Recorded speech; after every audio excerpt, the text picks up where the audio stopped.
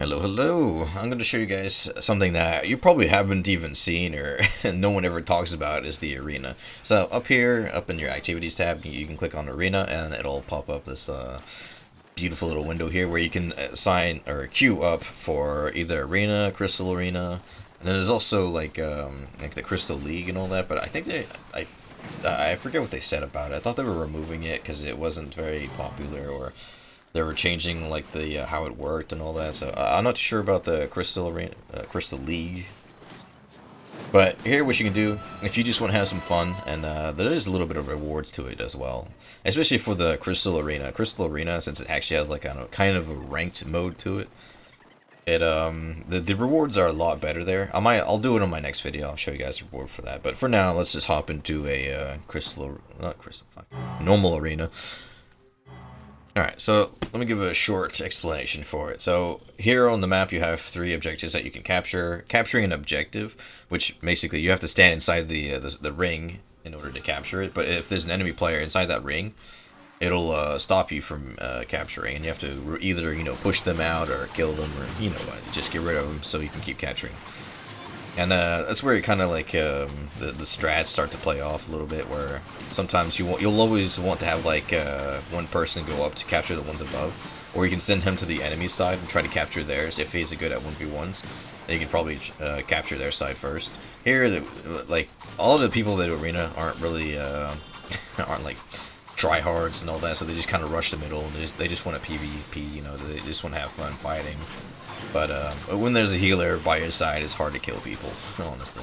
But anyways, another thing that you can do for getting points is every time you kill players, it'll reduce their points by 2. So you start with 150 points. Capturing objectives removes 10 points from them, and killing them removes 2 points per person you kill. So, and the objectives will respawn after roughly a minute, less than a minute, I think. And yeah, that's the whole point of arena. So, I mean, obviously you could do some special things where you send maybe 2 people up, or you send like one person to stop them, another person to capture on your side, and then 3 people to hold out in the middle. And I mean, there's a bunch of ways you can play it, but here we're just going ham in the middle, and I'm just going for trying to be as annoying as possible, trying to like put pressure on their back line, put pressure on the healers, and just keeping them busy in the middle while my teammates are capturing all the other locations. I might die here, but the whole goal is to stop them from capturing and buying time for the rest of my team to capture the rest of the map, and then come meet up in the middle, and then once I revive, we can quite easily capture it, because my team just seems to be a little bit better. Okay, and something I forgot to mention earlier about the arena is that you don't lose anything that you bring in here. You might lose a little bit of durability on your weapons, but you don't lose anything at all. And that's why arena is like really fun to do, like a crystal arena as well, because you don't lose any of your gear. So, and you get obviously arena, the rewards aren't that great because you get you get one of the arena satchels, which gives you some sigils, which you can sell for silver. And they usually sell for a decent amount, because not a lot of people farm them, and you need them in order to make a specific piece of gear. Pieces of gear, I guess you would say.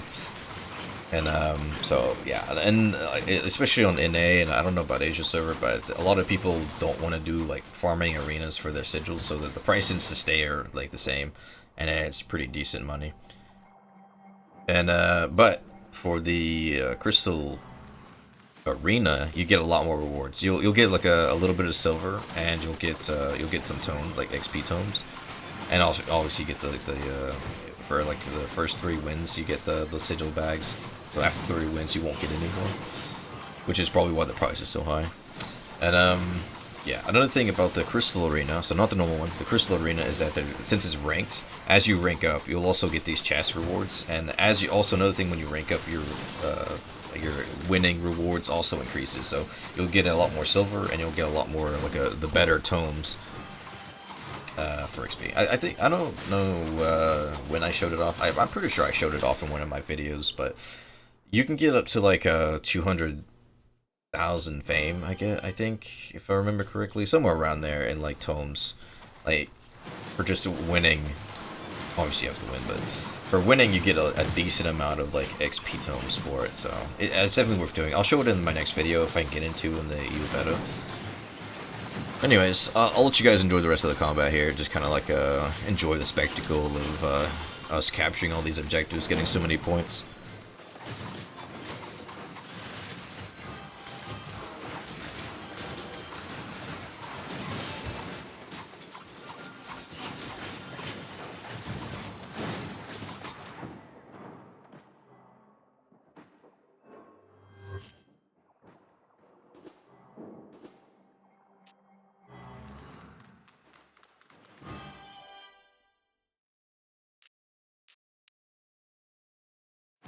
Alright, so that's basically Arena. You get your little, you get some tome, the XP tomes. Not the greatest ones. They're only like give you 2,000 fame each.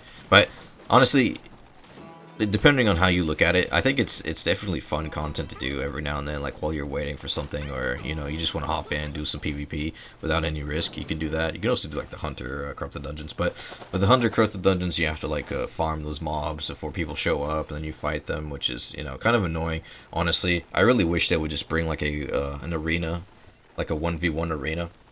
You can just queue up and just fight in a 1v1 in a small, relatively small, like a gladiator arena looking place, and just duke it out, see which one's better, like which weapons are the best in 1v1s, you know. I think it'd be interesting to do, yeah, especially for like stats, like Albion stat wise. So, because with the mist, it's all about mobility, and with corrupted dungeons, there's also a little bit of mobility involved with being able to kite. But if you put, you know, two people in an arena where you can't kite like as far, or its kiting is not as efficient in a small arena, then like weapons that actually have like good fight potential would you know, shine, and they could actually test and see which weapons are, you know, doing extremely poorly that are meant for 1v1s, and which weapons are just only mobility based, and they don't actually have a strong 1v1 presence, you know. It's all that stuff that would be interesting to try out. But anyways, what we're gonna do here, and this time we're gonna play with a nature weapon. I went out and I killed one mob, and then used my learning points to unlock the tier 4 nature staffs. And what we're gonna go for here is Blight staff, and sadly, I don't have the what is it, the spec, not the spec, but the points in the general nature staff weapons to unlock the abilities I want. So I want to use the very last ability here, like the breeze, because what it does is if I put 3 stacks of the nature healing on somebody, and then I use a breeze, it'll spread those 3 stacks to everybody around, so the whole group will have the 3 stack healing on them, and it does increase the resistances as well, which is really nice. And but since I don't have that, I'm gonna have to use thorns, which is really bad, honestly. Healer.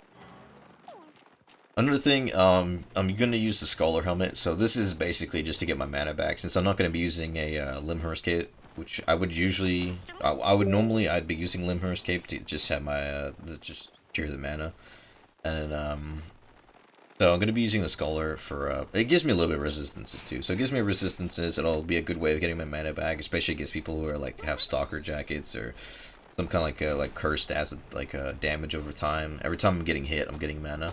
So Cleric is, let's say someone's hard focusing you, or they're about to do like a big burst against you, I could just Cleric and heal myself up. And obviously Scholar shoes for the energy regaining, energy sprints, just getting a bit more energy from sprinting.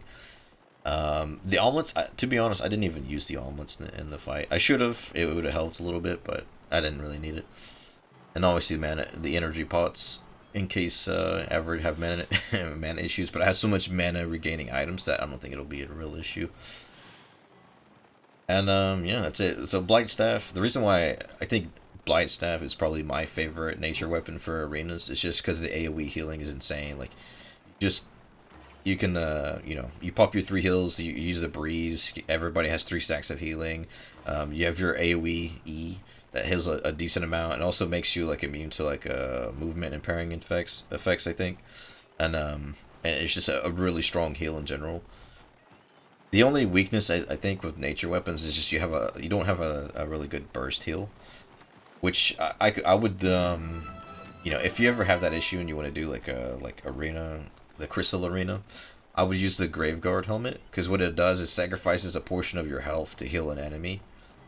which it's like a really strong heal too. So I would switch out the Scholar helmet for the Graveguard helmet, and then I would also have like then I would have the Limhurst cape, obviously for the. And then I don't know what else I would change honestly. Maybe the jacket, using a I think cleric is fine. There's some stuff you could change with the jacket and the boots, but you know, I would probably use the Graveguard helmet with Limmer's cape, and then obviously Blight. And obviously you'd use higher tier omelets, and maybe some like resistance pots instead of mana pots, because I do have plenty of ways to get mana. And I mean, it depends. If you have mana issues, use mana pots. If not, then you can use like resistances or something else in case people are trying to burst you down. But anyways, I've been going on a little too much, so enjoy the rest of the video. And I hope you guys enjoy some pretty epic healing without the proper E. Not the E, the W, I mean. Enjoy.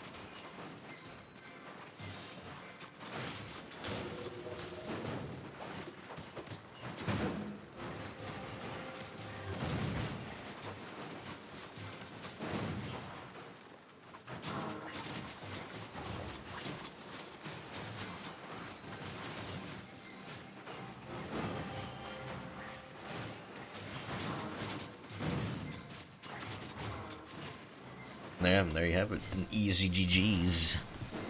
And another thing you can do here at the end of the match is, or during the match even, you can look at the stats. You can see how much how much healing done, how much healing people received. who's been like, who took the most amount of damage, who died the most, and all that. It's interesting stats to keep track of in case you ever want to like you see someone like doing or performing like insanely well. You can look at his build and maybe try it out for yourselves in arena. And yeah, because I mean, honestly, the item requirement, you only need like 700 item power to do the normal arenas. 900 for the crystal arena though, and you can just kind of swap your build around, see what's interesting, and try things out in the arena. I hope you guys enjoyed the video, and I'll catch you in the next one. Living in a crowded dream, searching for the quiet that you need to breathe. Gave up on your sanity to hide behind your shadow while you